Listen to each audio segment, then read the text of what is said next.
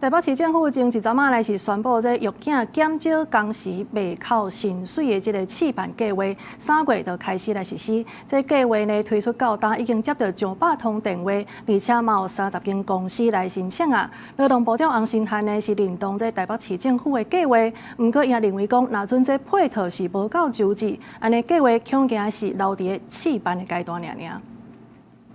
前几日啦，台北市长周万安宣布推出育囝减工时的试办计划，互父母会当提早1点钟下班，并且补贴薪水。自今年3月开始实施。台北市劳动局指出，目前已经有30间的事业单位提出申请，包括诊所、贸易公司、管理顾问等企业，显示未少企业愿意提供育囝的家长较侪优先的工时安排。本局每天也接获上百通的企业来电，询问计划内容、申请方式。企业也普遍反映对于这项政策很支持。针对台北市政府推出的育囝减少工时计划，劳动部长洪新汉回应，中央和台北市府对政策的方向拢是同款的，不过落实关键伫咧配套。伊认为台北市府的配套若是无够完善，恐惊计划敢若会当留伫咧试办的阶段。不管是硬体的部分或软体的部分，我们都希望能够让企业在做这个相关托育，能够有更弹性的空间，那也有更实质的补助，